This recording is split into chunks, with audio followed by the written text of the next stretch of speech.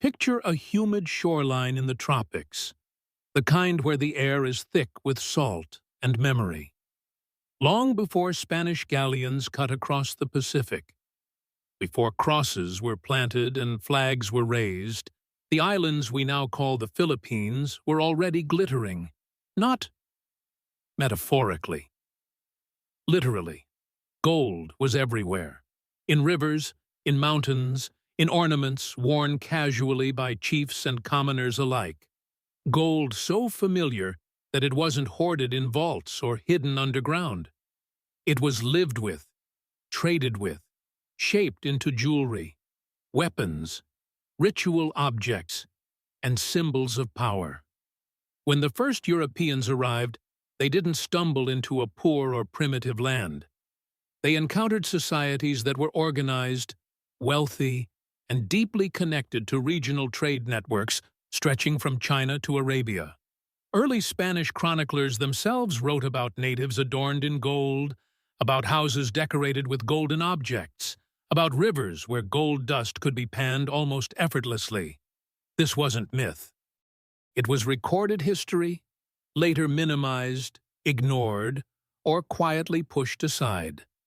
To understand why this matters, you have to step back and imagine Europe in the 15th and 16th centuries. Europe was desperate. Kingdoms were bleeding money from wars, plagues had wiped out populations, and gold was scarce. Precious metals were the lifeblood of empires. Spain, fresh from the Reconquista, was hungry for wealth, legitimacy, and dominance. When they sailed west and south, they weren't spreading civilization. They were chasing gold. Most people are taught that Spain struck it rich in the Americas, in places like Mexico and Peru, and yes, they did. But what often gets left out is that the Philippines was not some side project or accidental colony.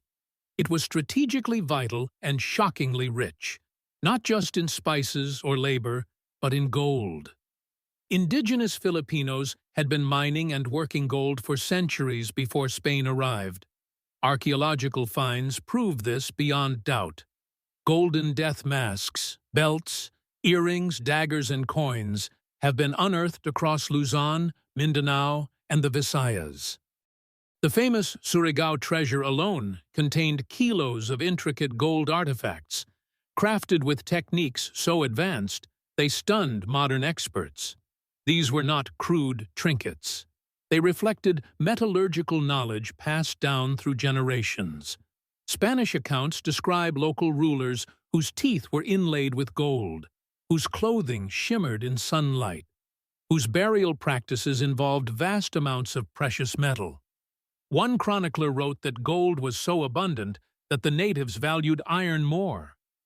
Think about that. Iron, something Europeans prized as common, was rarer than gold in some parts of the islands. So why don't we hear this story clearly today? Because acknowledging it disrupts a very convenient narrative. If the Philippines was so rich, then the story of colonization changes. It stops being about benevolent rule or religious mission and starts looking like what it really was: extraction. Systematic removal of wealth, rewriting of history, and restructuring of society to benefit the colonizer. Spain didn't just take gold openly. They changed systems. Indigenous mining was reorganized under colonial control. Tribute systems were enforced. Taxes were demanded in precious metals. Church officials accumulated wealth while preaching humility. Galleons sailed from Manila to Acapulco, loaded not just with silk and spices from Asia, but with gold sourced locally or extracted through regional trade controlled by Spain. The Manila-Acapulco galleon trade is often portrayed as a simple exchange route.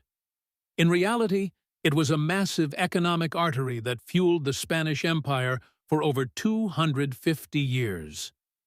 Silver from the Americas flowed into Asia, while Asian goods and Philippine resources flowed back. Gold quietly moved through this system, blending into global markets, losing its origin story. And here's where things get uncomfortable. Some historians argue that acknowledging the true scale of Philippine gold wealth would raise serious questions. How much was taken? Where did it go? Why do European museums and vaults hold artifacts with unclear origins? Why do early Spanish documents contradict later official histories? Over time, narratives were cleaned up. Indigenous Filipinos were rebranded as backward, needing guidance. Their sophisticated economies were reduced to footnotes. Their gold traditions were dismissed as exaggerations or legends. Even modern education often glosses over pre-colonial prosperity, focusing instead on what Spain supposedly brought. But gold doesn't lie. Scientific analysis of artifacts confirms local sourcing. Oral histories passed down through generations speak of lost mines, hidden tunnels, and mountains stripped bare. While some stories were exaggerated, many were rooted in truth. Colonial authorities had every incentive to downplay this wealth. Admitting that a colonized people were once richer and more advanced undermined the moral justification of empire. The phrase, "Spain colonized the wrong country," isn't about geography, it's about mindset. Spain expected the Philippines to be a minor outpost. Instead, they found a land already plugged into global trade, already wealthy, already independent. Colonization wasn't discovery. It was takeover. And the cover-up wasn't always dramatic. It was subtle. Education systems were reshaped. Indigenous scripts were replaced. Cultural memory faded. Gold artifacts were melted down, shipped away, or rebranded as Spanish property. What couldn't be taken physically was buried under silence. Even today, when Filipinos talk about lost gold, it's often mocked as conspiracy. Yet archaeology continues to uncover more evidence. Each discovery chips away at the old narrative and raises new questions about what was erased and why. This story isn't just about the past, it's about identity.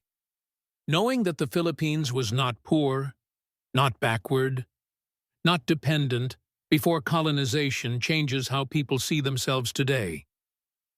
It reframes history from one of rescue to one of resilience.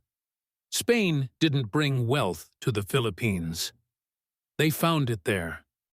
And the real tragedy isn't just that gold was taken. It's that a story of abundance, ingenuity, and strength was buried alongside it. But buried doesn't mean gone. As more people question, research, and listen to voices outside official textbooks, the shine returns, not just of gold, but of truth. And once that truth is seen clearly, it becomes impossible to unsee. History always favors the powerful until it doesn't. And when the full story of the Philippines is told, it becomes clear that this wasn't a forgotten backwater of empire. It was a prize. One so valuable that the easiest way to keep it was to make Thailing believe it never existed in the first place.